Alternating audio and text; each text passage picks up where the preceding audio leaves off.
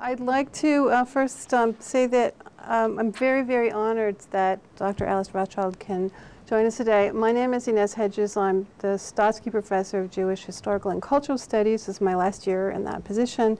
And I certainly didn't want to end my tenure without having Alice Rothchild come and speak to us.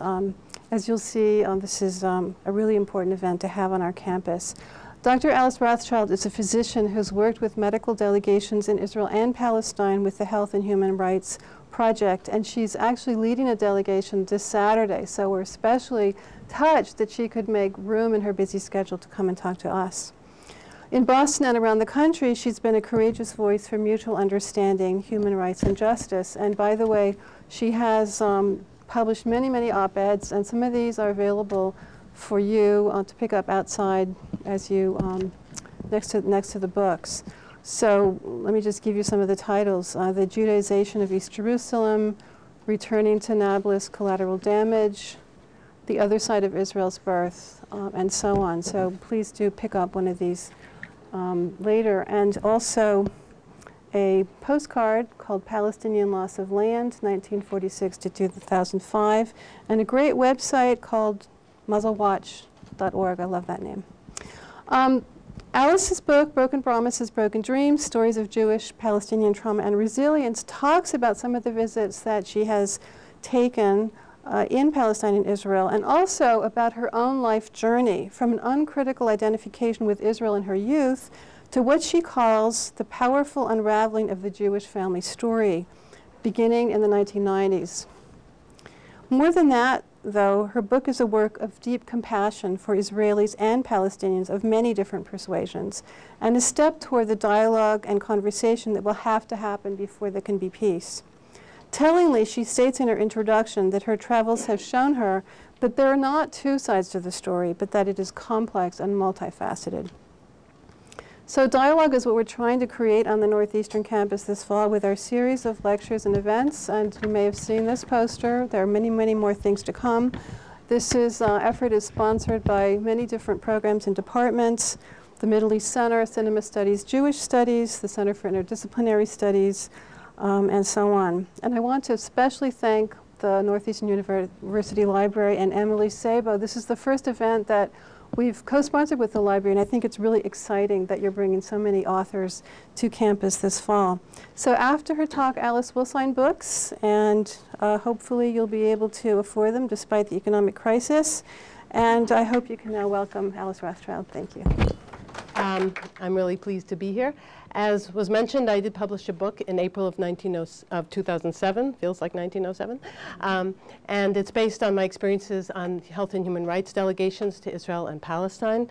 And as Inez mentioned, I'm actually leaving on Saturday for our 6th delegation.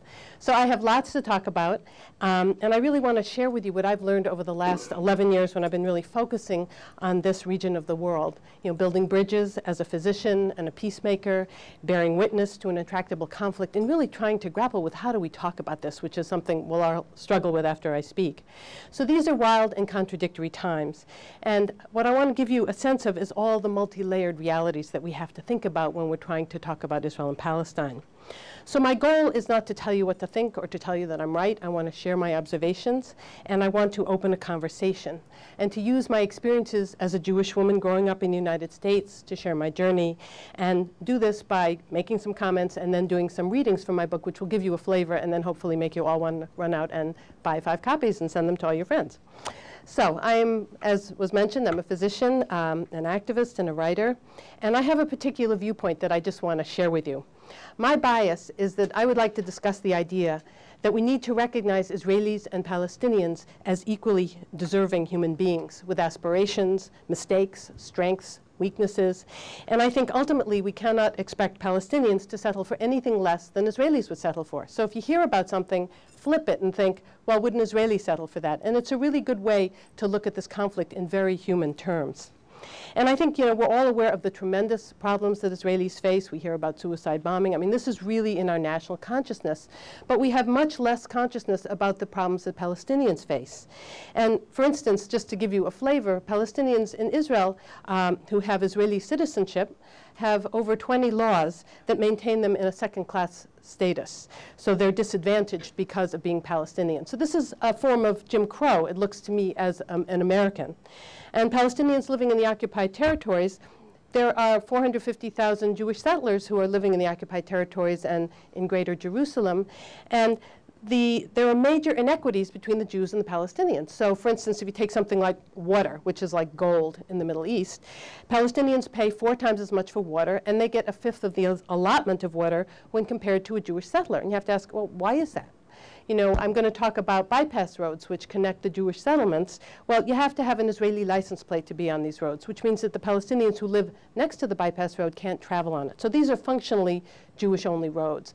And there's a separate legal systems. There's a restrictive permitting system. Again, I'll talk about that. And it's these kind of contradictions that led Jimmy Carter to use the apartheid word, which, you know, made some people completely incensed. And for other people, it was like, oh, maybe there's something going on here that looks like the separateness of apartheid. So there are a lot of hot-button things to talk about. And if you look at Palestinians in the diaspora, they're either in refugee camps or they're living as citizens in other countries. From a Palestinian point of view, they look at the law of return for Jews so that I could walk into Israel and be a citizen, whereas a Palestinian who left 50 years ago has no right to return. And so there's a lot of complicated things here that it's important to flip back and forth. So I think it's very important as we have this conversation to pay attention to the dynamic of trauma, and this is a region of the world where everybody shares an enormous amount of trauma, and also the dynamic of power, both political, military, and economic. And we all know that Israel is a vibrant society. It has a major high-tech industry, incredible medical institutions, arts and music are like first-rate. It's a religious center for many different religions. It's also a major military power. It's backed by the US superpower. And it receives billions in military and economic support and is in fact the 4th largest arms dealer in the world. So if you wonder what the Israeli military can accomplish, you just need to look at what's happened in Gaza in the last 2 years in terms of having an area really devastated by military power. So the big irony here is that although Israel is a very major military power, individual Israelis feel very insecure. And this is not only related to centuries of anti-Semitism, to the traumas of the Holocaust, which are really, for Jews, are passed in our DNA from our grandparents to our parents to ourselves and probably to our children, but also Israelis have good reason to feel insecure. I mean, most recently, until the spring ceasefire, Palestinians were shelling innocent Israelis in Ashkelon and Sidrot. There were the murders of the yeshiva students in Jerusalem. And recently, 2 Palestinian men in East Jerusalem killed Israelis with their vehicles. So this sense of victimization is really pervasive in the culture. And if we try to understand why do people do what they do, it's important to keep that as part of our understanding. The other thing I would ask is, what is the price of living in a highly militarized society with some major moral and political contradictions? And I came across this statement by New Profile, which is an Israeli peace organization, and they said that in recent years, suicide has claimed the lives of more Israeli soldiers than all other causes of death combined.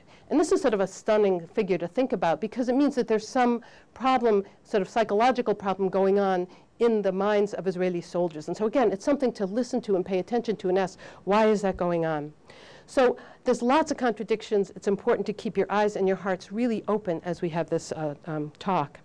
Now, this exploration is going to be grounded in a concern for human rights for everyone. So I would argue that while the Israeli government commits human rights violations through collective home demolitions, targeted assassinations, destroying Palestinian olive groves, firing on populations with hundreds of civilian casualties, Palestinian armed groups also commit human rights violations with rocket attacks or suicide bombing. All of this must be condemned by the international community. But this is a complicated situation. John Dugard in March, he's a lawyer from South Africa who works with the UN Human Rights Council, said, quote, that he finds a distinction between acts of mindless terror, which he would call al-Qaeda, and acts committed in the course of a war of national liberation against colonialism, apartheid, or military occupation. So this brings up the whole issue. What does it mean to be resisting an oppressive situation? So again, I want you to keep all of these contradictions in your brain at the same time. So who am I and why did I go on this incredibly difficult journey? It's clearly easier not to do this. You know, I'm a regular Jewish person who grew up in Sharon, south of Boston. I went to Hebrew school 3 days a week. I had a bat mitzvah.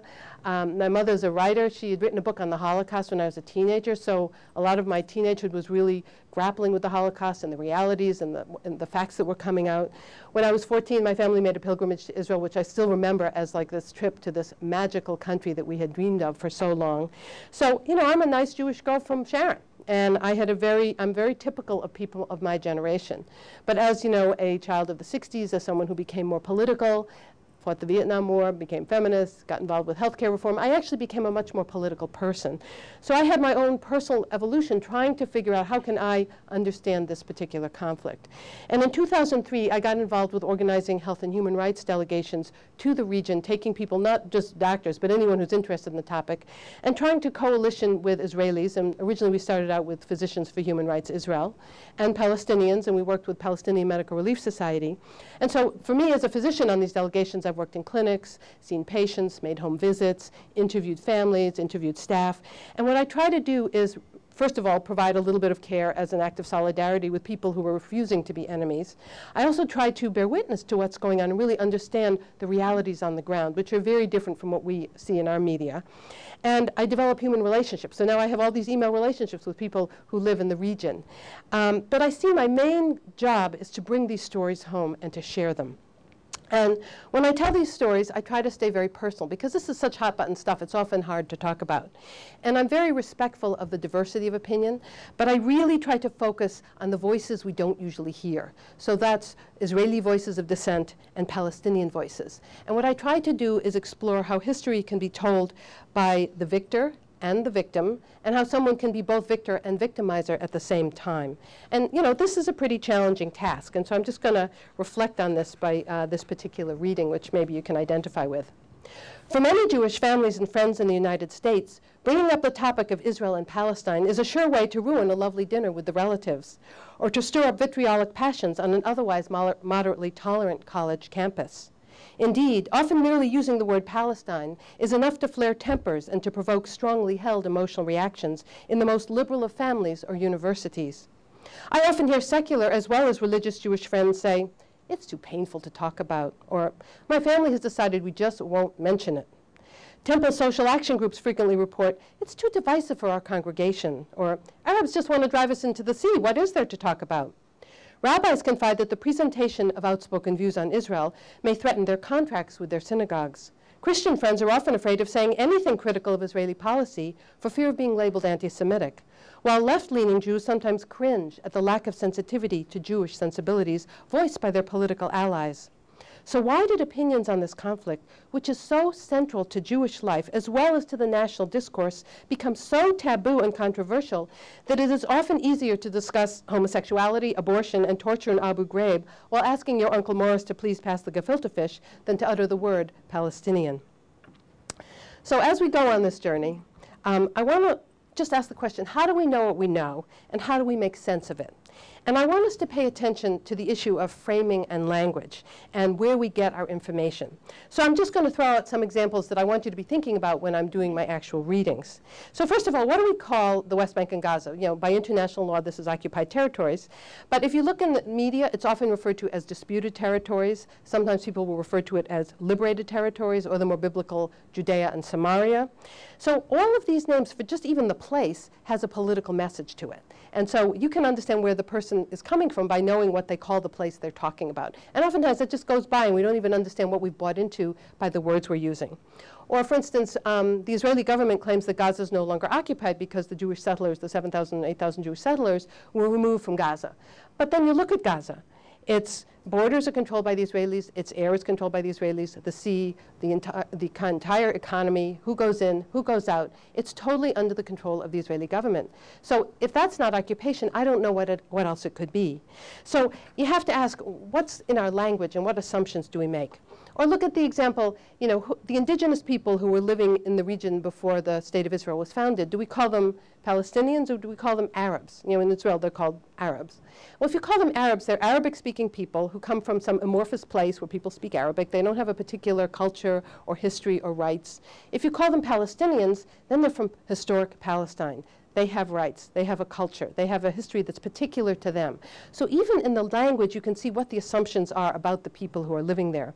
And you look at the security, is it a security fence, a separation barrier, an annexation wall, an apartheid wall? Whatever word is used in the description has a political message and a meaning.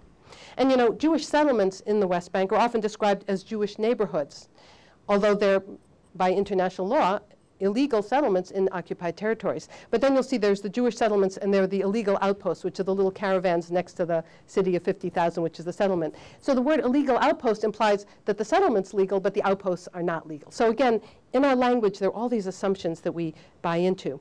And you know, Israelis are often described as victims of Palestinian terrorism, which they are. But let's look at the language that's used, for instance, when a right-wing Jewish settler shoots a Palestinian kid going to school or kills Palestinians trying to harvest their olives. This stuff happens every day. Do we ever see or hear the word Jewish terrorist or Israeli terrorist? You will never see that in our media. And what about the people who drive the bulldozers that, you know, knock down houses? Why aren't those guys called terrorists? So there are assumptions in our language and words that go together and words that don't go together that are part of our collective unconscious agreement and our bias. And it's very interesting. If you look at history, Menachem Begin was a terrorist. He was involved with the Irgun and the Stern Gang.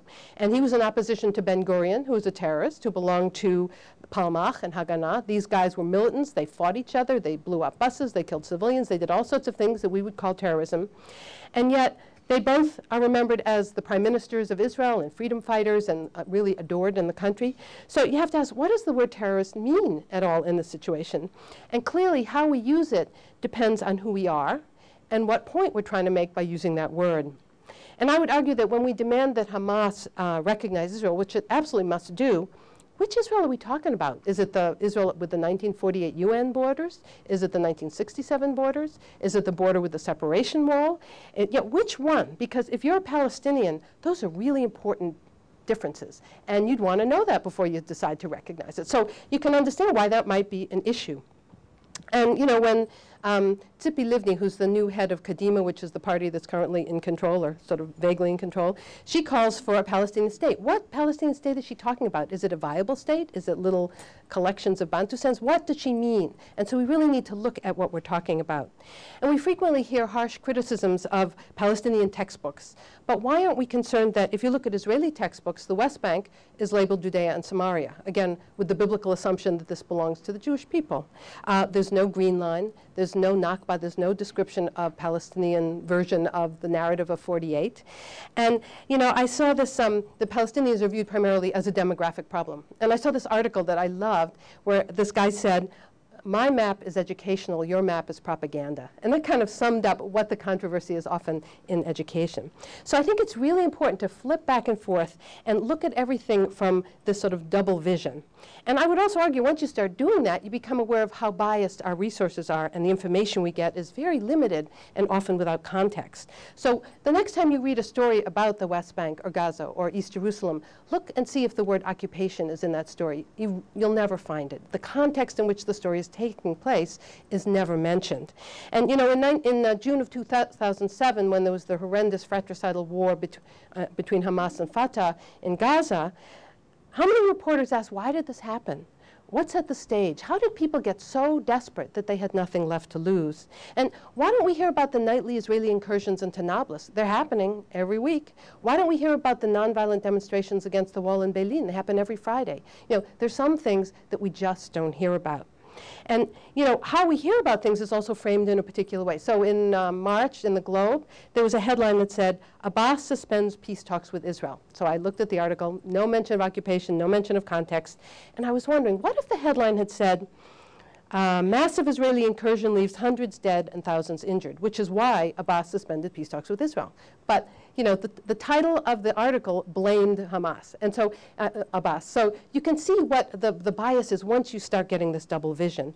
And I don't know if anybody followed this fall, 2 boats went from Cyprus to Gaza with a group of internationals and Israelis and Palestinians to, quote, break the siege of Gaza and highlight the humanitarian catastrophe going on.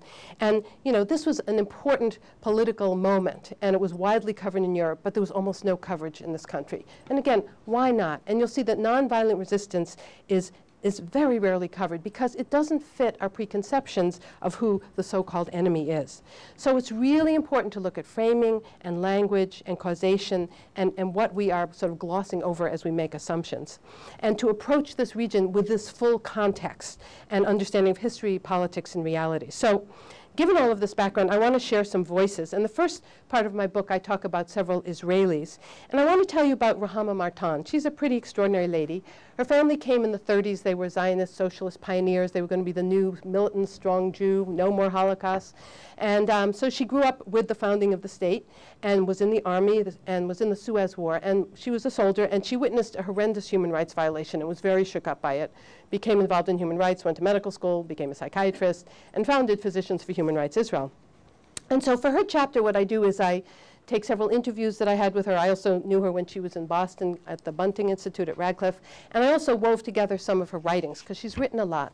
And I'll just give you a flavor for the kind of things that I learned talking with her. And what we were trying to do is really think about what's the impact of the Holocaust on the founding of the State of Israel, on the Israeli psyche, on how people act and behave and react, because this is like, as I said, this is in our DNA. As I listen to and read the words of Ruhama, a troubling and painful question keeps resurfacing. Jewish Israelis are often immigrants and have had the experience of oppression, ghettos, and racial hatred at the hands of dominant anti-Semitic societies. How have these Israelis moved to a place where they are able to do some of the same terrible things that were done to them? Ruhama responds carefully with a deep sadness and sense of irony, quote, "If I would like to be cynical, I would say that we graduated a very good school and we learned very well how to do those things. Maybe the Holocaust, which I hate to do it, but I need to do it, was involved in this kind of turn, of the whole concept of life, worldview, principles of life. That we Israelis move from how to live, which is a moral question, how do I conduct my life, to the other question, do I live? For the sake of do I live, I am willing to do many things, including the things we did and the things we are doing. Then the moral questions become irrelevant, and people like me are mocked." She reminds us that there were movements within Zionism like those dominated by Yehuda Magnus and Martin Buber that conceived of a very different philosophy, but these movements were lost in the struggle for the creation of the state. The excessive use of power has become a very attractive and dominant ideology, and this has intensified since the onset of the Second Intifada in October 2000. Much like the child of abusive parents, Israelis are capable of committing their own abuses in the name of security and in defense of their own sense of victimhood. And we can also reflect on how the U.S. is behaving in our context. Psychologically, a victim in this sense is both powerless and free of blame. Quote, "We see ourselves as victims even though we are for a very long time not victims anymore. It's very useful, I'm afraid, because being a victim gives you a lot of license to do awful things, and still you are right, at least in your own eyes. This is why things in Israel officially are compared to the Holocaust. And it's right by itself in a very unfair way, because you cannot compare things that were done to us in the Holocaust to other things. But if you do this comparison, nothing compares to this. So we are right to do whatever we are doing. It is to protect ourselves that this Holocaust will not happen again. That's what Begin said time and again, and many others. Arafat is Hitler sitting in his bunker in Beirut. Come on." And you know, if you look at the whole controversy about Iran, there's a whole description of a second Holocaust. So this language is evoked very often in Israeli discourse. Now, Ruhama wrote an article called "The Psychological Impact of the Second Intifada on Israeli Society." And she wrote, "Israelis have held on to their own historical victim status long past its salient historical time. The State of Israel is the strongest military power in the Middle East and possesses nuclear capacities, the strongest air force, and many other sophisticated weapons. Israel occupies Palestine and controls the lives of Palestinians as well as their natural resources and economy.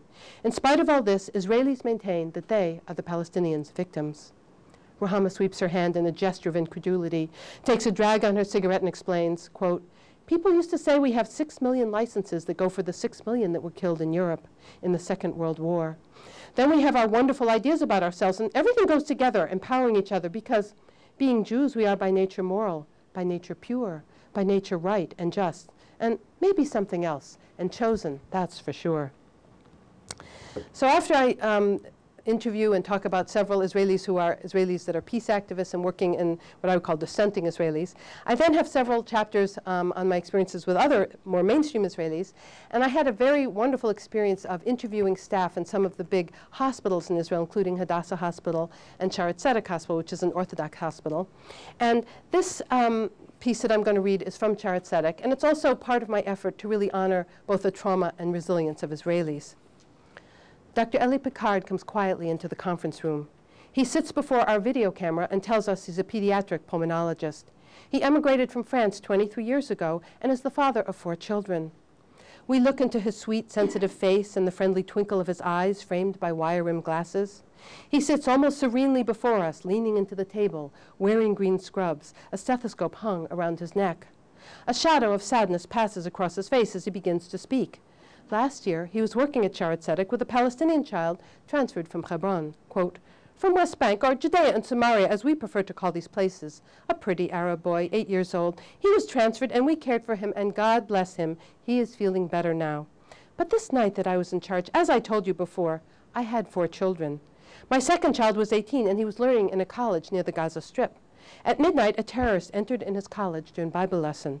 This terrorist from Gaza killed him with 4 of his friends.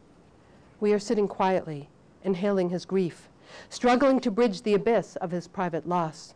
His sorrow feels merged with a deep sense of personal outrage at this unbearable injustice and violation of human decency. Quote, despite my personal situation, I didn't change my behavior, and I continued to work in my hospital. I think this is what my son would want. He was a smiley, very nice guy. I teach him to love all kinds of people without difference of races or ethnicity. I think even when you have political problems, medicine has to be out of politics. And he goes on to say that 20% of Israelis are Arab, and he treats his Arab patients just the same as the Jewish children. There's a long pause in his narrative, and I sense he is struggling with what he's about to share. His eyes betray a pained bewilderment. I saw the terrorist's mother on a film, and she said she's very proud that her son has killed 5 Israelis. I don't understand such behavior.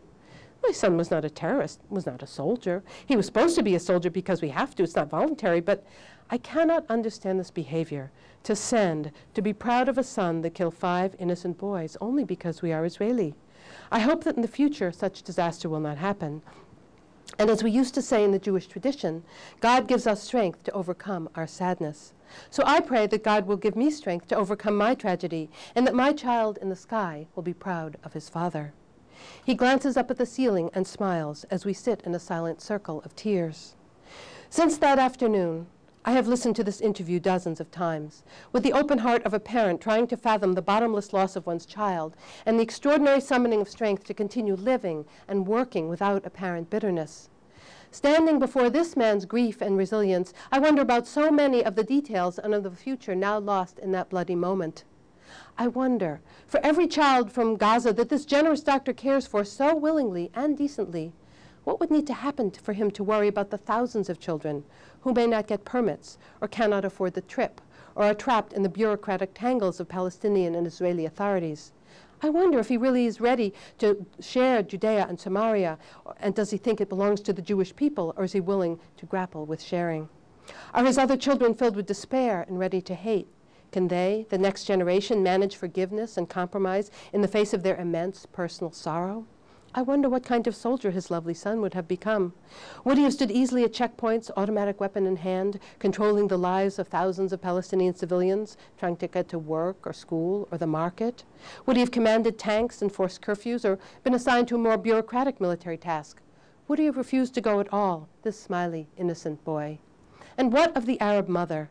In the privacy of her kitchen, what tears does she shed?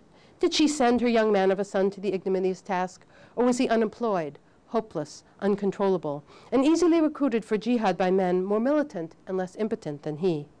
What wounds, humiliations, and loss provided the fertile soil for revenge? Was her son hunted as well, found and killed by Israeli soldiers? Would she have preferred the living flesh of his body to martyrdom, his face now plastered on the faded, pockmarked walls of a forgotten refugee camp? There is so much pain and loss in this story, and so much left unanswered. Now, as I traveled around, I really tried to pay attention to my own feelings and what was stimulated for me as a way of understanding what was going on. And I had the opportunity to interview a medical student who'd been one of the original combatants to refuse in the occupied territories. He'd signed this letter. It was a big public brouhaha, and then he kind of ducked under cover and became a medical student, and most of the people in the hospital didn't even know he was one of the combatants. So he had this fascinating interview, and then he'd been up all night on call, and he left the hospital and got on a bus to go home. And even though I promised my husband I would never get on a bus in Israel, I thought, oh dear, I'm walking in his shoes, so now I have to get on a bus in Israel. So this is a little reading called Becoming Paranoid. After the student leaves the bus stop, the crowd slowly gathers. Although I have been told that my greatest risk is actually from crazy Israeli drivers, I can feel my anxiety rising as I wait. I think of all the Israelis I have talked with who do not let their children take buses, who do not let themselves take buses. Apparently, many people in this country share my fantasy. As we stand at the stop, and I become increasingly aware of this rumbling fear in my gut, a wave of hypervigilance sweeps over me. I begin looking carefully at the prospective travelers. This one bearded with a tall hat, that one young and Semitic looking. Arab, Jewish? Who can tell? This one clearly of Ethiopian descent. I'm engaging in my own curious and embarrassing ethnic political profiling. I wonder about a suspicious bulge in a backpack, an odd-shaped briefcase. My paranoia is blossoming. Bus comes, totally full. I'm hanging on to the bar. As I stare into my fellow travelers' faces, it is really striking to me that perhaps half the bus riders are soldiers, late teens, early 20s, men and women in military uniform with their automatic rifles leaning between their legs or lying haphazardly across their laps, chatting, dozing, staring vacantly out the window. I have never been this close to so many weapons in my life. Unlike the United States, because the military service is not separate from civilian life, there's not a particular military look. Like many of her peers, one of the women soldiers is wearing faultless makeup. She sports lovely dangling earrings, her eyebrows are perfectly tweezed, and she has a huge gun cradled in her manicured hands. I keep reminding myself that in this country, this is normal. Soon I realize I don't know what to be afraid of anymore, a bus full of heavily armed teenagers or a single suicide bomber. What if one of these kids has a bad dream or wakes suddenly, finger on the trigger? The possibilities are endless in my fertile imagination. To add to my disconnection, wedged in between the soldiers, are Orthodox men with high, wide-brimmed black coats, huge beards, and long black coats. Their wives sit with their heads discreetly covered, like escapees from an 18th century Russian village, elbow to elbow with teeny boppers who could have walked out of any mall in the United States.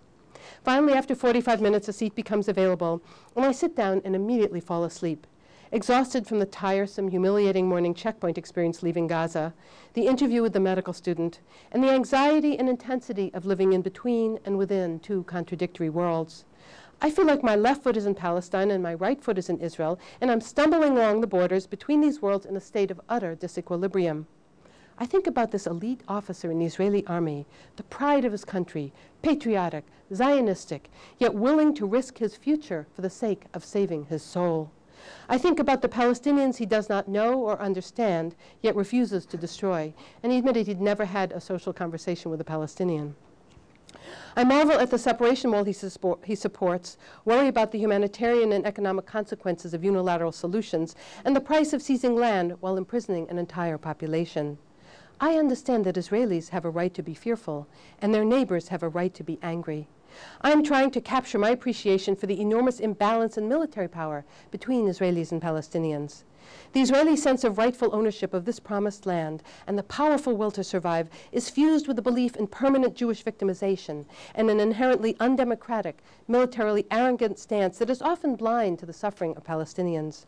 Then there's the sense of the Palestinians I have met, wronged in 1948, and once again in 1967, victimized by years of Israeli aggression, Palestinian governmental corruption, and international abandonment, claiming resistance as their birthright and only chance for survival and dignity. So after several chapters in Israel, I invite the reader to cross the line, metaphorically, literally, physically, cross the green line into the West Bank, and really explore the realities on the ground there. And just for some background, the West Bank's about the size of New Jersey. Palestinians live in about half that territory. And within this small piece of land, there are between 500 and 600 checkpoints, terminals, roadblocks, flying checkpoints, which are jeeps that just park across the road. And only 29 of them are actually on the Green Line, which is the armistice line between Israel and the West Bank. So this means that there's an obstruction of access to go from village A to village B to village C. A Palestinian has to have a permit and has to stop at each checkpoint to get anywhere. Then there are about 700 kilometers of these bypass roads that connect the Jewish settlements with each other and with Israel. And as I said, Palestinians can't go on those roads. So you could live on one side of the road and your mother lives on the other side of the road, and you could have to travel an hour and a half to go around it because you're not allowed to be on that road. And then there's the separation wall, which snakes into the West Bank to include the major Jewish settlements, major water aquifers, a lot of the agricultural land, so that only 10% is actually on the green line. So what the Palestinians have left looks a lot like Swiss cheese, and to get from one place to another becomes a huge challenge. And as you can imagine, this has a huge impact on everyday life, like going to school, going to visit your mother, picking up your meds at the pharmacy. Everything is complicated. And you can imagine what it does to healthcare. So I want to give you a little flavor of this. There's been this chronic problem of pregnant women, and the average Palestinian woman has 5 to 6 kids. So that's a lot of pregnancies, a lot of prenatal visits, a lot of labors. And there's a problem of women being in labor and being caught at a checkpoint and delivering at a checkpoint, bleeding to death at a checkpoint, babies dying at checkpoints. When we were there, a set of premature twins died at a checkpoint. And so in response to this horrendous crisis, USAID built 4 birthing centers in the West Bank so the women didn't have to go so far. So I had the opportunity to visit one of these birthing centers. In March 2005, I spent an afternoon with 2 women doctors who work at a maternity home southeast of Jenin in the West Bank, so we're in the northern aspect of the West Bank. Dr. Muntaha Hamarcha explains apologetically, "I am not strong." Her gentle face and dark eyes are framed by a white headscarf, her body draped in a long-sleeve pink sweater and floor-length black skirt. I look at her incredulously and remind her that she's the director of the Maithaloon maternity home and mother of 6, and she just had her 6th kid, first boy, and she announced she was done now that she had the precious son. We are sipping strong, sweet Arabic coffee and talking in a new white stone clinic, along with Dr. Khadija Jarrar, head of women's health care for Palestinian Medical Relief. Khadijah's nicely cut black hair is uncovered. She's dressed in a black suit and brightly patterned red blouse, and is quick to laugh and interject her comments. We are talking like women everywhere, about our lives, our work, and our families. I don't have the strength to stand with the problems. I try all the time to save tears for my home. I push Muntaha further, and she confesses she's worried that she's too emotional. Khadija suggests that being emotional may be a form of strength. I marvel at how these 2 very different Palestinian women negotiate family and work in a patriarchal society dominated by the daily brutality of the Israeli occupation and the legacy that unfolded with the establishment of Israel in 1948. So we're talking, we say, "Muntaha, tell us about your life." And she says, "I'm 40 years old. I'm just a baby," she laughs, and lives in the town of Yabed, 20 kilometers from Maithaloon, with her husband, who's also a physician. She awakens at 6 a.m., helps her 4 daughters get ready for school, takes the 5th to kindergarten, and the baby boy to the home of her sister-in-law. She drives her car to work, which usually takes 45 minutes, but can take up to 3 hours if there are active checkpoints. Her workday is 6 hours long, and then she returns to her home. After this full day, she cooks dinner, does housework, and cares for the children. "I haven't a maid," she exclaims, laughing. We are soon comparing notes on our working husbands. Muntaha's husband sometimes cooks quick meals or cleans, but he reaches his limit on the issue of laundry. Khadija laughs and says, because he doesn't want the neighbors to see, that's it. That's the only cause. He can do many things inside the home, but outside no. Muntaha argues, "My husband asks for things inside the home because really he wants to help me, but I don't ask him to help in things that are refused by our culture." She also reports that he takes an active role with the child care and notes that this is unusual among Palestinian men. On the issue of laundry, Khadija's doctor husband is just the opposite. Along the opposite is going. He doesn't do anything inside the house, but if I want him to hang the laundry, he goes outside. He wants to be an example for the neighbors that he's doing the housework and is helping his wife. So after being at this birthing center, we then, Khadija and I get into an ambulance and go to some other facilities. And frequently, if I wasn't traveling by taxi, I was in an ambulance because medical personnel travel by ambulance because it doesn't guarantee you'll get where you're going, but it ups the odds a little bit. So we're in this ambulance. Much of the time, the ambulance is driving on deeply rutted roads, a harsh record of Israeli tank activity in the area, and the absence of a functional civil infrastructure to repair the damage. At one point, the road becomes even worse, and Khadija explains that we are on an agricultural road because Palestinians are not allowed on the well-paved main road.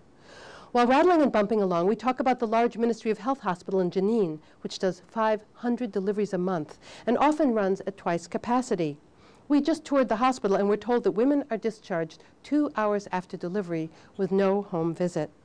After visiting the wards crowded with tired-looking women and their families, and now riding this rutted road, the brutality of the political and medical reality is suddenly revealed to me with a glaring new clarity. I ask, so a woman's at the maternity center. She's low risk. She develops high blood pressure. She has to be transferred and rushed to the hospital. She has to be taken on this gutted, bumpy, irregular road to get to the hospital while she's having a contraction every 3 minutes or seizing or whatever horrible thing is happening? Khadija responds, yes, of course. So if a woman delivers at the Ministry of Health hospital, she's discharged 2 hours later. How does she get home, I ask again. Khadija responds, in the usual times they take the taxi and they go, if their village is not blocked. If not, they have to reach the blockage, and then they have to walk. I think I'm starting to understand. So you could be 3 hours postpartum with fresh sutures and your breasts are full and you're exhausted and you're anemic and you have a brand new baby who's screaming, and you could be waiting at a checkpoint and walking hundreds of meters between checkpoints? Khadija nods emphatically. That's right. This is the reality. You have to walk through the checkpoints. Sometimes you have to walk maybe 500 meters or more. If there's not a checkpoint and the road is closed, so you have to climb on the artificial mountain which was made by the Israeli soldier and walk through it. I know a woman from Ramallah who gave birth for a premature baby, and they didn't allow her to stay with the baby at the hospital. She stayed for 2 days. The baby had to stay more in the incubator, and they sent her home. Then she wanted to come pick up the baby after 1 week of delivery. She has to wait. It was winter. She has to wait on the checkpoints for 3 hours. And when she reached the hospital, she sat on the chair, and they found her dead on the chair. I wonder aloud if she died of infection, high blood pressure, anemia, or maybe just plain heartbreak. Khadija responds, it doesn't matter. It was because of the Israeli actions. Whether it was whatever, she died because of the situation. Poor woman. She couldn't complain. And even if she complained, so who would listen to her? So after several experiences in the West Bank, I then take the reader to Gaza. And it's very important not to forget Gaza. I was able to visit the Jabalia refugee camp, where I know an obstetrician gynecologist who I first met in Boston when he was getting his master's in public health at Harvard. And I was also invited to the Gaza Community Mental Health Program, which is an extraordinary place. So just background, Gaza is about 5 miles by 26 miles, maybe twice the size of Washington, D.C., 1.5 million people. Over half of them are children. There's long-term economic stagnation, plummeting developmental indicators. Everything's been getting worse. It's gotten extremely worse in 2006 with the election of Hamas, and it got even more worse in 2007 with the Hamas takeover and the firing on Sidrot and Ashkelon. And so it's in a desperate situation at this point. And I think you can argue that Israel has a right and an obligation to defend its citizens against rocket attacks. But if you look at actually what's happening, Israeli policies are disproportionate. They affect civilian populations indiscriminately. And this is a form of collective punishment that's both illegal by international law, but many people argue does not lead to improved security for Israel. So what does this look like when you talk to real people? And I want to just give you a sense of what life under siege is like. So I was visiting this obstetrician gynecologist, and we're at the Jabalia refugee camp. The Jabalia refugee camp houses approximately 100,000 refugees. And these are refugees from 1948 and then a few from 67, and then their families and their families' families. Living in crowded conditions almost 3 times the density of Manhattan. Their health care is provided primarily by the largely underfunded, understaffed UN hospitals and clinics. The obstetrician's name is Izzeldin Abuelish. Izzeldin takes the medical delegates to a homegrown voluntary social service organization called El Morshed. In 2003, a group of educated men and women in the community, psychologists, teachers, engineers, and social scientists, founded the clinic in an attempt to address the cultural, social, and medical needs of the desperate local population.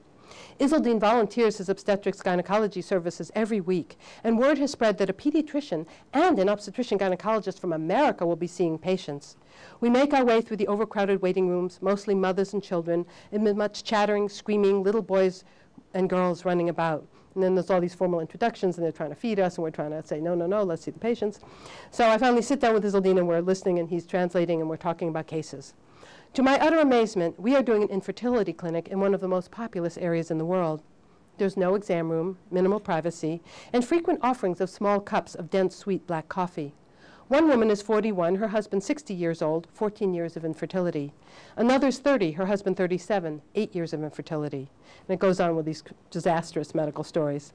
One woman has had 4 pregnancies, and 3 children died of a variety of congenital disorders, but maybe one died of dehydration. The patients gently lay before us precious scraps of paper with bits of often illegible medical testing information, fragments of grossly inadequate workups, pathology on numerous testicular biopsies. The couple save for years to undergo an IVF cycle or to travel to Egypt for treatments of equally questionable quality. One woman has 4 daughters and has not conceived for 4 years, and her husband is threatening to take a second wife if she does not provide him with the essential precious son. So even Izzeldin, who's incredibly patient and he's trying to figure out what tests to do and what he can add to their already pathetic treatment regimes, and when he can see them in his own office, and he's really trying to give them hope. He even loses it a little bit. Gradually, I'm coming to understand that while I see a medically abysmal and hopeless catastrophe, each of these couples is trying to live a normal life. They are aspiring, like families all over the world, to fulfill their desire for children, hopefully with many sons. And this refusal to be defeated is actually an immense source of strength, as well as a form of quiet resistance for which Palestinians are well known. I cannot tell how much of this feels slightly delusional and how much is the powerful secret to survival under impossible conditions. I am feeling utterly disheartened at the level of need and our inability to provide even a fragment of meaningful assistance. I find our pediatrician examining a laughing child with Down syndrome, surrounded by her enormous family and possibly half the neighborhood. He explains to me that she has major medical and developmental needs, none of which seem to be available in the Gaza Strip. So I'm going to just do a little diversion. I'm actually publishing an update of this book at the end of 2009. And I want to talk about an experience I had going on a tour of East Jerusalem, and partly because East Jerusalem is sort of central to all the peace process conversations, and it's an area that's really important to understand what's going on. So if you talk to most Israelis, you know, Jerusalem is united forever. It's going to be the capital of Israel, undivided. And if you talk to most Palestinians, East Jerusalem is going to be the capital of the new Palestinian state. So we got a problem here. So what's going on the ground? So I had this opportunity to do a tour with Angela Godfrey Goldstein, who works with a group called the Israel Committee Against House Demolitions. And this is a reading from that yet-to-be-published chapter that will be published. So we've arrived in East Jerusalem. This is a traditionally Palestinian neighborhood for decades and decades and decades. Delegates tumble out of the van onto a bustling sandy street with the golden dome and ancient walls of the old city as backdrop and a cascade of Palestinian homes in the East Jerusalem neighborhood of Silwan. We are accosted by honking traffic and crowds of women with headscarves, scruffy laborers, bearded men wearing yarmulkes and tzitzit, and bright-eyed Israeli recruits. Angela points out the Israeli flags draped over scattered homes on the hill, the site of an archaeologic dig, and a tourist garden claiming this fragment of the Holy City as the ancient city of David. At each Jewish site, we see fortifications, security fences, armed guards, and often the provocative blue and white Israeli flag. Angela explains that now extremist Jewish settlers claim this area as Jewish land. We learned that the Judaization of East Jerusalem is made possible through the active collusion of right-wing Jewish settlers and the Israeli government with the support of academics and foreign entrepreneurs sharing a messianic as well as nationalistic vision. For example, Elad, an extremist Israeli settler NGO, was hired as a subcontractor in 1998 by the Israel Nature and National Parks Protection Authority and the Jerusalem municipality to run the City of David National Park and archaeologic excavations. Significant financial backing comes from Christian Zionists as well as wealthy Jews. Russian oligarchs have been seen at groundbreaking ceremonies, but their donations are not easily traced. A particularly egregious player is Irving Moskowitz, a U.S. physician, bingo, and gambling magnate, whom right-wing settlers refer to as, quote, the savior of Jerusalem. And he's funded a lot of the settler activity in East Jerusalem. And what he does is he has front organizations that look like they're Palestinian. They buy a home, and then they flip the next day to a Jewish settler. He also funds a group called the American Friends of Ateret Kohanim, which is a militant group that thinks the Jews should be in sole control of the old city and should rebuild the second temple on the site of the Dome of the Rock and the Al-Aqsa Mosque, which is the third holiest site in Islam. Moskowitz also earmarks millions of dollars for militant settler religious schools, most analogous to the extremist madrasas and recruitment centers in the Islamic world, often condemned by the West. These messianic, ideologically driven young Jewish students, like their counterparts in Hebron and other Jewish settlements driven by religious entitlement, are often violent and determined to create a large Jewish presence in Palestinian areas. And then I go on to discuss the whole issue of archaeology as an instrument of dispossession. As the tour continues, we pass the Gardens of Gethsemane, the Church of All Nations, Church of Mary Magdalene, and Angela says, and above it, that funny little church, Dominus Flavit, which means Jesus wept, because that's where he was, in Gethsemane, the night before he was taken away. At the top of a hill, Angela points out a dusty archaeologic excavation site, marked by an Israeli flag across the street from the City of David Park and Visitor Center, and a jumble of tour buses, cars, and bustling people. A number of Israeli and international archaeologists and societies have been highly critical of this excavation effort, which not only threatens Palestinian home demolitions, creating Palestinian home demolitions, but has intimidating and questionable land practices and focuses on proving a Jewish claim to this area to the exclusion of thousands of years of subsequent history. In the shadow of the Temple Mount and the Al-Aqsa Mosque, largely orchestrated by Elad, this highly sensitive project is in search of evidence of the Old Testament's King David and the Judean kingdom, while ignoring artifacts from other cultures and violating the ethical foundations of archaeologic research. I wonder, why is there so little effort to stop these projects, which seem unethical and politically explosive? Angela responds that there's a lack of awareness among Israelis, as well as a fear of ideologic settler violence if confronted with an opposing viewpoint. Quote, "There's an Israeli way of keeping your head down and just getting on with life. What do I care? I can't solve it. It's too big. And we get used to things. We normalize them. So we stop seeing how abnormal it all is. As I look at the men with automatic rifles, both military and private security forces, either casually walking among the crowds or positioned combat style in an entryway, I try to imagine what it would be like to be a Palestinian family living under these conditions, and what happens when a family cannot tolerate this any further." And Angela goes on to say, "I don't deny the Jewish connection with the land. I don't deny the right of Israel to exist and the need for Israel, but I do deny the tactics of creating terror, the tactics that are not prepared to share or do not see the sacred in all life and the need for peace and to open the heart." A journalist said to me the other day, he was talking to one of the top Israelis, I won't mention names, he said to me, "Have you ever considered a policy of generosity?" He didn't know what to say. Of course, they never do. So they're not prepared to acknowledge the other's traditions, rights, and existence. They want it to be exclusive. I think that it is also very dangerous because if you don't have borders to your behavior or your country and everything is allowed and you just want to keep pushing and pushing, you become somebody who's a pusher. You become a monster.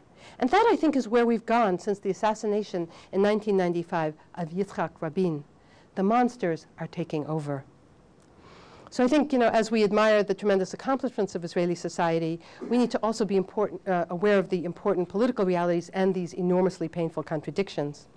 So the last chapter of my book asks, why can't we talk about this at home? Because this is like a source of a lot of controversy. And I thought just because I'm at a university, I would focus on some things I've observed on college campuses.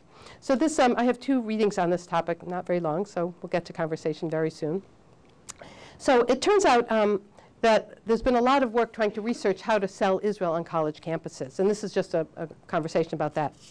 Israel in the Age of Eminem, a creative brief for Israel messaging, is a research project by Dr. Frank Luntz, a well-known communications expert and pollster. The work was commissioned in 2003 and funded by a coalition of foundations and philanthropists who are avid supporters of Israel. They expressed concern for Jewish identity and attitudes towards Israel in young people aged 18 to 29, and, quote, "the outbreak of anti-Israel activities on a number of campuses across North America."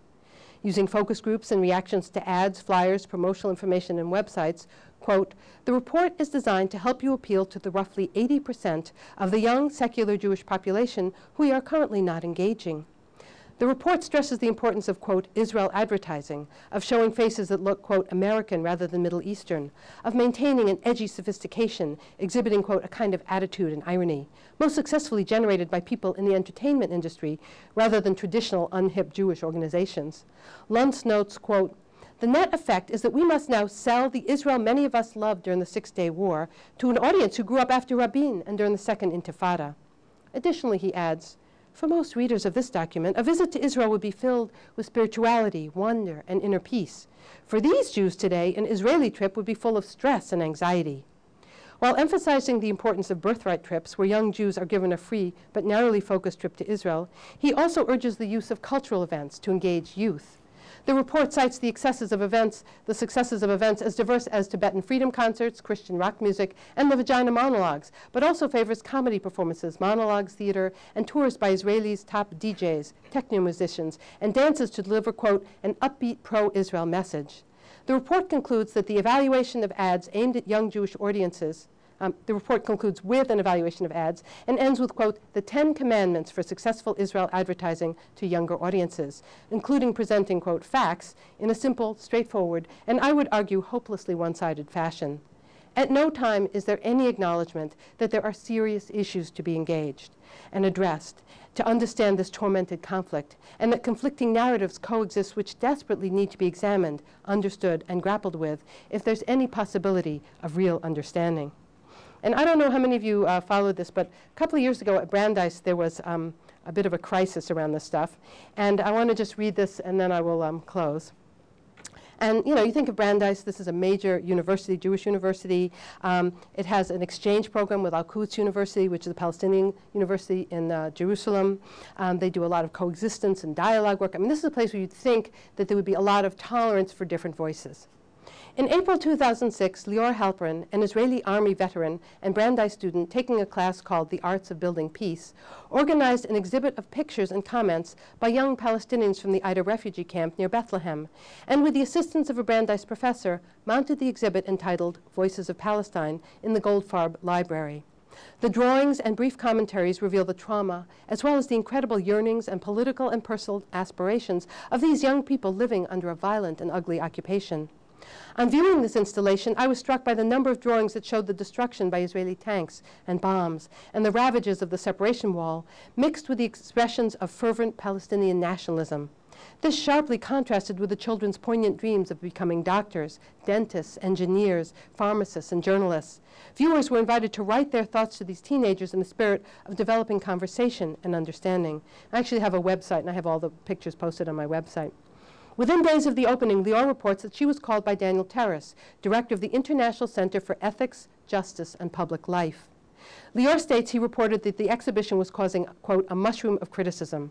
A dozen or so students had complained that the pictures were jarring and lacked context. Daniel asked Lior to take down the exhibit, and she replied, I refuse to be silenced. The next day, reportedly at the behest of senior administrators, the drawings were gone. The subsequent protests and controversy made the front page of the Globe, a story on WBUR, an interview with Amy Goodman, and produced a barrage of supportive and angry emails and letters to the university. So how did an exhibit of children's art hanging in a university library provoke such a passionate and hostile response? In May 2006, Boston Globe reported, quote, university officials said the paintings depicted only one side of the Israeli-Palestinian conflict, that they wanted to make sure the Israeli-Palestinian conflict is presented in a balanced manner. Lior countered that, quote, the university censored an alternative view. Dr. John Hose, Associate Vice President for University Affairs, explained that the installation occurred immediately before final exams. Some students were confused and upset. The drawings were in a prominent physical location that deserved, quote, a larger educational context, and the issue was context and not balance. On May 5th, Daniel Terrace composed a lengthy letter to the Brandeis community. He raised concern for the controversial images and personal statements, quote, that some members of our campus community would likely find troubling. He worried that in the absence of, quote, context or explanation, the exhibit might have an unexpected negative impact. This entire episode speaks to the difficulties of presenting a sympathetic picture of Palestinian life and the sparks that are ignited when lines are crossed even in a liberal academic institution. I seriously doubt that even during the high-stress time of final exams, that an emotionally upsetting exhibit of children's art from Sudan or East Timor would have elicited such a response. For all the hand-wringing and thoughtful reflections, the response to this topic clearly concerns the topic itself. Many of us note that when Michael Oren and Daniel Pipes, two right-wing defenders of Israeli governmental policy, recently spoke on campus, there was no outcry from the Brandeis administration for balance or concern for the feelings of less right-wing Jewish or, dare I say, Arab students, and they have a lot of Arab students there. Art exhibits are not designed to make people feel comfortable. Art is often meant to provoke and to stimulate critical thinking and touch emotions. This was apparently too much of a threat for the Brandeis administration. In my more sinister moments, I wonder what political and financial pressure was placed on Brandeis by donors and alumni who sought to stifle this painful and difficult conversation and felt a little student project was easily expendable. Interestingly, the exhibit was transferred to MIT, where it was installed without controversy. MIT does not have a deeply rooted Jewish identity, and apparently could tolerate the conversation with more equanimity. What does this say about our tolerance and open-mindedness in our own Jewish community, and about our ability to empathize with the suffering of others? So I'm going to stop now. As was mentioned, I have some op-eds that are free out there, as well as my books, which I hope you will want to buy. I do have a website because I have 20-something daughters that said that I can never sell anything unless I have a website. So thanks to them, I have a website. And I have each chapter in the website with a photo gallery, so you want to see pictures of what I'm talking about, and you can do that. And I think maybe we should just open it up for conversation. And again, this is to share, not to condense. Thanks. Okay. Thanks so much, Alice.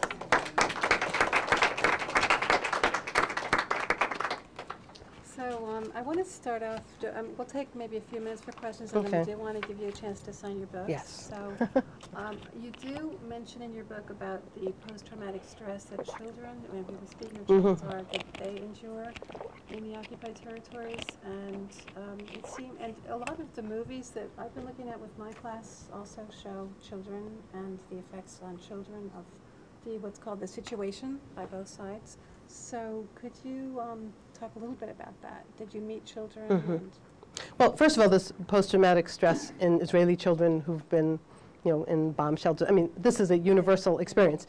But there's so much more violence and trauma going on in the West Bank and Gaza that the levels of post-traumatic stress disorder are much, much higher. So I did interview children, and being at the Gaza Community Mental Health Program, I did interview therapists who work with children, because traumatized children is one of their main areas of focus. And at this point they estimate that almost every child in Gaza has post-traumatic stress disorder, because a huge percentage of kids have been in homes that have been demolished, have seen their fathers beaten at checkpoints, have witnessed horrendous things that no one should ever see, particularly children.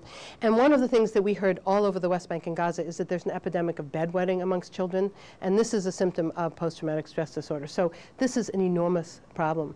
And the other thing that the Gaza Community Mental Health Program is researching is what happens when kids are, it's not that it's ever post. This is ongoing post-traumatic stress syndrome. You don't ever get to get over it because then there's some other trauma. And they're finding that the kids are very damaged cognitively as well as emotionally by living in such a high-stress situation. And the thing that happens is that if you're a child and you see that your father can't protect you, and you see your grandmother humiliated at a checkpoint, you see the people who are supposed to be keeping you safe are no longer able to do that, the children really lose any respect for their elders. And so what they're seeing in Gaza is a real breakdown in the family structure, and children turning to more militant people who seem more powerful. And so you could make an argument that this is just a setting for disaster, and a setting that people who are feeling completely disempowered and completely run over and completely hopeless are much more attracted to a militant option, because it looks like those are the guys with power, and they don't respect their family anymore because they can see their family can't protect them. So it's a major, major crisis. questions from the audience? Yes. I'm listening to this, and I know it exists, Right. but to hear it actually verbalized like Yeah. this, it's very upsetting. I would wonder if you must have a terrible time trying to bring this out to perhaps a temple or a congregation. I'm thinking of my own, Right. and they would be In Congress that are like AIPAC and people like that, in coalition with the right-wing Christian evangelical movement, has set up a standard of where, quote, we stand that is far to the right of where most Jews in America stand. So I think it's dangerous for us, it's dangerous for Israelis, it's dangerous for Palestinians. So I feel a tremendous urgency to have this conversation. So even, so I'm not trying to talk to AIPAC, I'm trying to talk in a regular temple. It is, first of all, very hard for me ever to get invited. I do occasionally get invited. It's always pretty interesting. And they're frequently people that are incredibly pained by what I have to say, but are willing to listen. And then there are people who just are outraged. And I have people standing up and screaming at me and calling me a terrorist and the whole thing. And for me, I'm trying to understand, why does this happen? What is the trauma and the fear and the discomfort that comes with being unable to even hear this stuff? And my understanding, first of all, is that Jews behave as a traumatized people, and part of this is anti-Semitism and the Holocaust, and you cannot ever underestimate the power of that imprint on our cultural heritage. It doesn't mean we shouldn't move forward, but we have to respect that it's there. And then the other thing is that if we're going to admit that the founding of the State of Israel, which was this incredibly wonderful moment for Jews, was al-Nakba, was the catastrophe for 750,000 Palestinians who were dispossessed and many, many more who had other catastrophic things happen to them and subsequent generations. This involves us understanding that out of our catastrophe, we created another catastrophe, which means that we have to take responsibility for it. We have to feel grief. We have to feel remorse. We have to make amends. And to do that kind of stuff, it's sort of like the South African Truth and Reconciliation Commissions. To get to that place is really hard. And so it's our job, or people who want to do this kind of stuff, it's our job to work on helping our community to get to that place. And I think it's in our self-interest as a community to get there. Because, people say, well, you're anti-Israel. I think, no, no, no. I really feel, just like I feel like the U.S. policy is completely on a disastrous course, I feel like Israeli policy is on a disastrous course. And in caring about the people who live in Israel and Palestine equally, I feel like I have to speak out. And that's really being pro-Israel and pro-Palestinian. And you can be both because they're like conjoined twins. They're going to go down together or they're going to stay up together. So, I think there's all this other layers to it that, sort of spill out once you take the first step.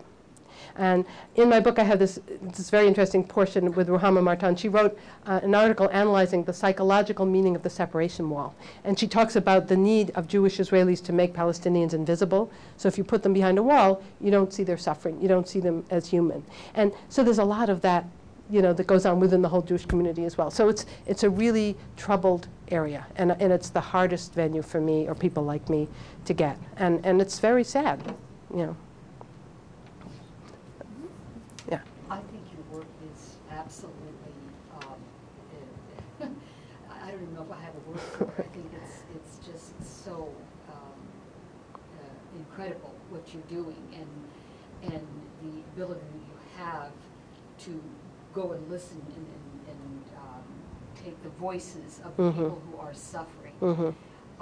I guess I'm trying to figure out what my question is. I mean, I know you just said something about this being a first step, which to me is just remarkable beyond words.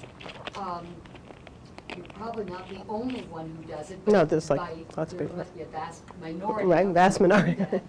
That's right. What I'm thinking, though, is what could be the next steps? I mean, to present your talks in front of congregations, temples, and all of that is very important. I wonder if you would make more headway if you even spoke to rabbis and people, up the ladder there. Do you have any idea what how this message could really be more widely diffused? Well, first of all, there is a Jewish peace movement in the United States, sort of an anti-occupation Jewish peace movement. So there's Brit Tzedek, and there's the newly formed J Street, and there's Jewish Voice for Peace, and there's the newly formed American Jews for Just Peace. I mean, there's lots. I mean, there's probably a zillion more. In Boston, there's Visions of Peace. I mean, there are lots of groups that are working on this issue, whether lobbying or doing educational events or doing political work or whatever. And so we're all doing what we can do, okay? We're not funded like AIPAC is funded, obviously. So we see our goal, our job is really to keep informing people what the facts on the ground are, keep trying to move the perception of the conflict to a different, more human place, and to examine it through the eyes of humanitarian issues and human rights. And I can say honestly that 20 years ago, this wasn't happening at all. And 20 years ago, there weren't a ton of activist groups. And so we're in a different place, although we may not get there fast enough, And the other thing is that there's a lot going on in Israel. I mean, Israel's had a swing to the right, just like the U.S. had a swing to the right. But if you look at, for instance, kids going into the Israeli military, I mean, it's mandatory. You have to do this unless you're Orthodox, if you're Jewish. And 20 years ago, everybody went. And now it's estimated that maybe only 50% of people actually serve, and that it's much more acceptable to have a mental health deferment or to go to university in the U.S. and miss the critical moment. So that young Israelis are kind of walking with their feet, or talking with their feet, is what I mean. And so it means that things are changing in the country, and that a lot of Israelis feel like they're held hostage by the settlers in the West Bank. I mean, there's a lot. It's a very complicated society. And then, you have 1 million Russian immigrants who have never lived in a democratic situation in their lives. You have 20% of Israelis who are Palestinian, who have a lot of issues about not having things fair. And is this a democracy if it's not equal? And I mean, And then you have the fact that the leadership has been Ashkenazi from Eastern Europe until recently, and now over half of Israelis are Mizrahi and Sfardim. They're from Africa and the Arab countries, so that the culture of Israel may be changing. I mean, it's a totally interesting, complicated place. And you know, if Tzipi Livni puts together her coalition, it's going to mean one thing, and if she doesn't, and Netanyahu comes into power, he's a hawk. I mean, I don't know if you've read recently, he has this whole plan to make Palestinians into sort of areas of commerce, and they, you know, it's sort of like little areas of industry to make products. And I mean, he doesn't look at them like human beings, and so that's going to be a whole another ballgame. So, you know, we're at a very critical place. And so, one of the things is that for years, the left was trying to advocate a two-state solution. That's what most people want. But if you look at the facts on the ground now, if you look at the massive Jewish settlements, if you look at the fact that the area along the Jordan River is now a militarized zone and Palestinians can't go there, the Israelis have sort of created a greater Israel with a little bunch of stones in the middle. So there are people saying, hey, we already have greater Israel with apartheid. You know, it's no longer, we're beyond the two-state solution. That was possible 10 years ago, but not, I mean, so there's huge amounts of stuff going on. And so I don't know where it's going to turn. And you know, here we are, we're a country, we're occupying in Iraq. How can we call another country on occupation when they're training our soldiers on how to do an occupation? They're helping us build our separation wall with Mexico. I mean, we need to do our homework, you know, because we're very similar to Israelis in some ways, and we also enable and pay for a lot of what happens. And then they help our military in ways that many of us are not that aware of. You know, I'll tell you one little story. I was interviewing this medical student who'd been a refuser, and he said something about, well, it's like something in Dallas. And I was like, you know, we're in Beersheba. What do you know from Dallas? He said, well, I trained on I'm a helicopter pilot, and I trained in Dallas at Bell Helicopter. I was like, you trained in Dallas? Yeah, of course, we all trained in Dallas. I mean, so Israelis are training in U.S.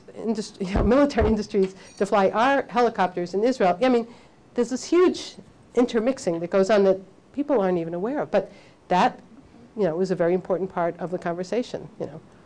So there's a lot of layers. So I think we can all agree that your book is also beautifully written. Oh, thank you. And I encourage all of you to buy 5 copies, as you said. And it's great for Give it to coffee your and mother and your informal cousin. And conversation. Absolutely. Thank you so much, Well, thank Alice. you.